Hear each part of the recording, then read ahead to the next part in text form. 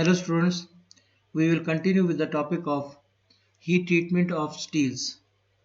So far we have discussed in detail the phase transformation in consideration with the time temperature transformation diagram and continuous cooling transformation diagram.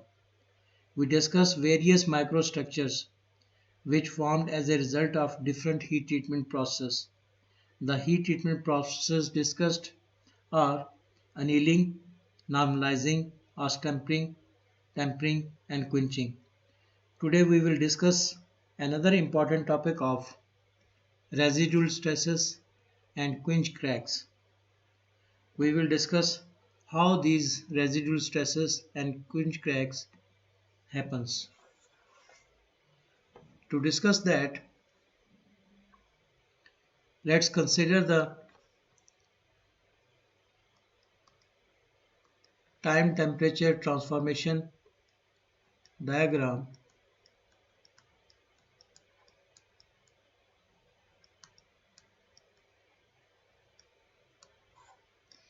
Just a review of that. This is the eutectile temperature. These curves are showing the start of the phase transformation. This curves, green curve shows the start of the transformation, and this is the finish or end of the transformation. And in these curves, this is the nose formation, and the temperature of nose is termed as the Tn temperature, that is 550 degrees Celsius temperature. Here we have the stable phase of austenite. Here we have unstable phase of austenite. Here we have austenite plus perlite, and here we have the perlite. Again, here we have the austenite plus bainite, and here after passing this finish curve we have the bainite as discussed earlier.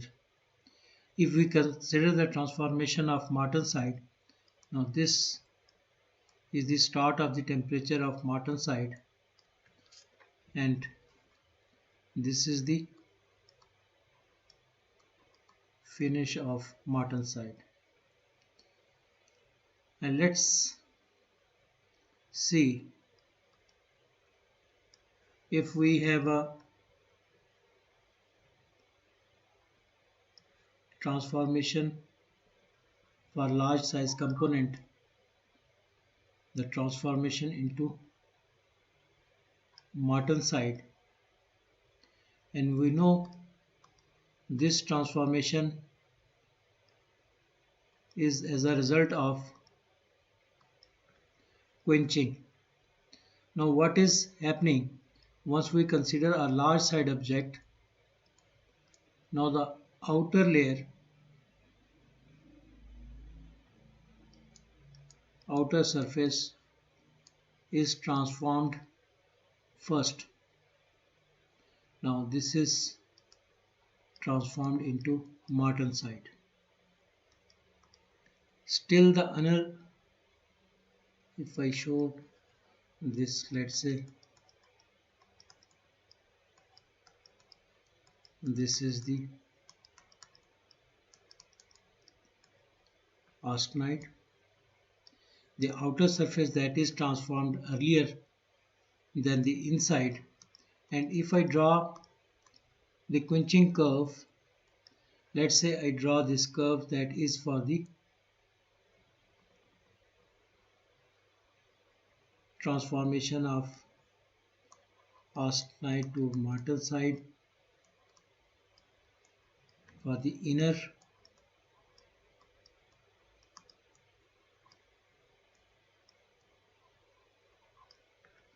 that is this, another curve that represents the transformation of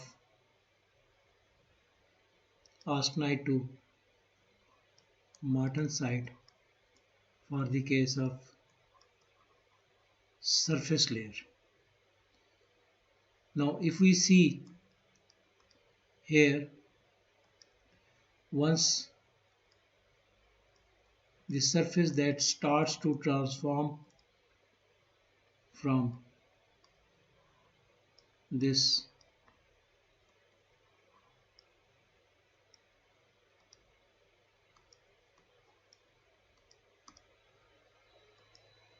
austenite to martensite, still inside is warm and it is in the form of austenite. So here the red curve shows the cooling of the inside, and the purple curve that is showing the surface transformation that is happening at much faster rate as compared to the inside. Now we see once surface cooling curves causes the martensite start temperature. At that temperature the inside is still warm. This means that the surface has transformed to martensite but inside is still austenite. Gradually, once the cooling continues, the inside will also transform to martensite. But there is a problem with this kind of transformation, and to consider that problem, we will just consider the volume increase because of this transformation. So volume change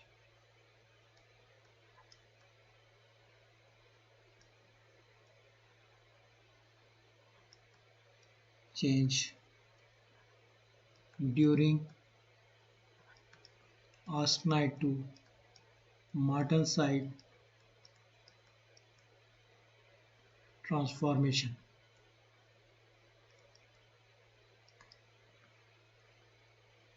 And for that we will consider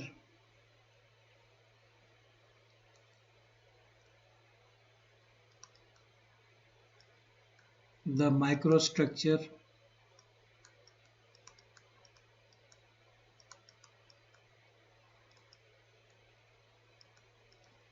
of both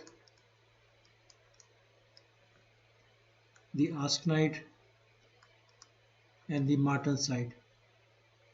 The austenite is in the form of cubic closed pack,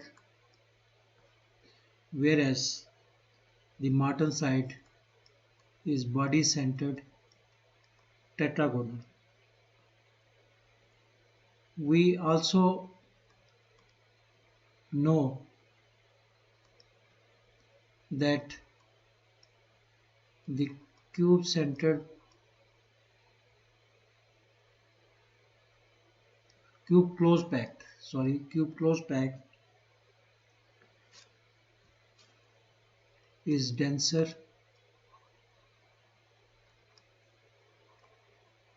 than the body centered tetragonal. So with respect to the density, we can say the density of austenite is more the density of martensite, and considering with respect to the volume, the volume of austenite is less with respect to the volume of martensite, which means once the transformation takes place from austenite to martensite, there will be increase in the volume, and this increase in volume will cause the problem for the case of large size component. We know that initially the outer shell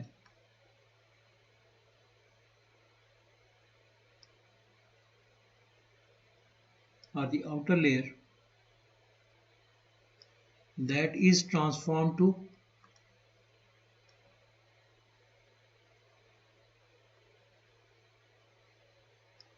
martensite.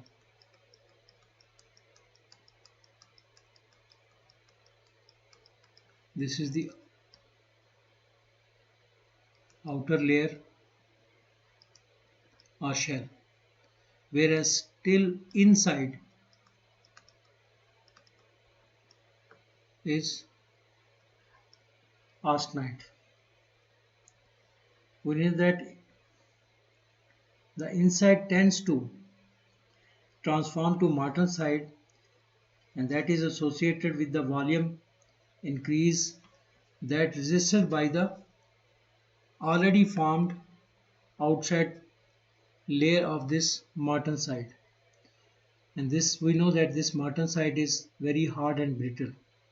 So when the inner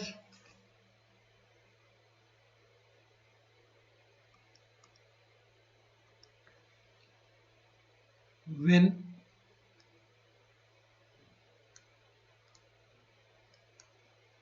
the inner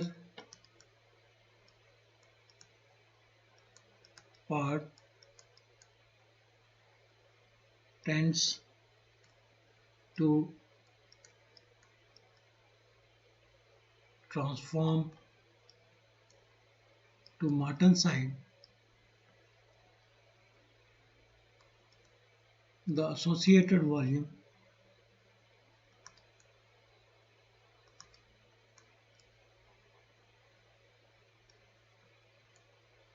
expansion is resisted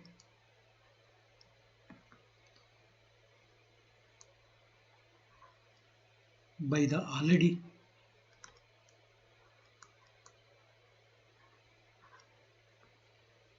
transformed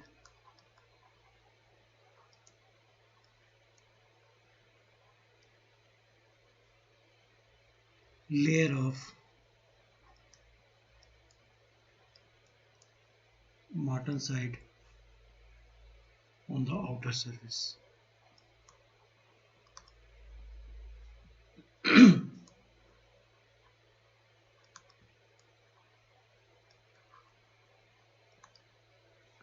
As a result, this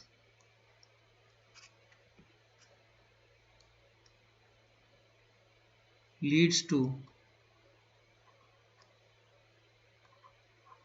the formation of stresses, compressive stresses,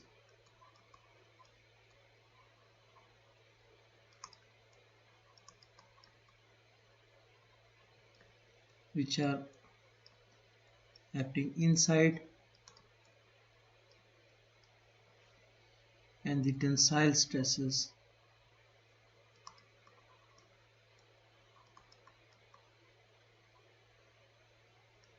which will be acting outside. And these stresses are termed as residual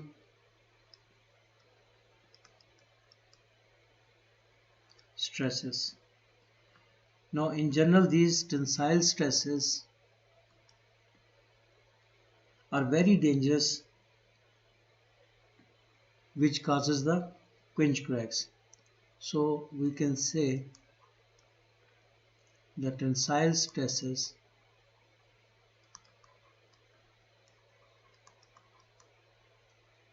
or formation of tensile stresses in the surface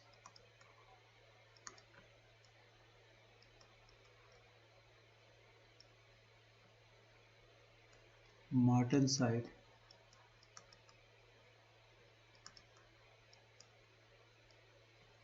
can lead to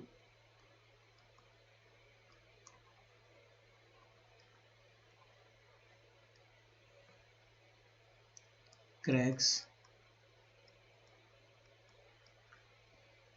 known as or called quench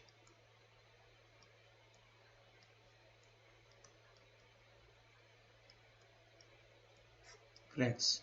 Now these cracks are not good from engineering point of view and needs to be avoided.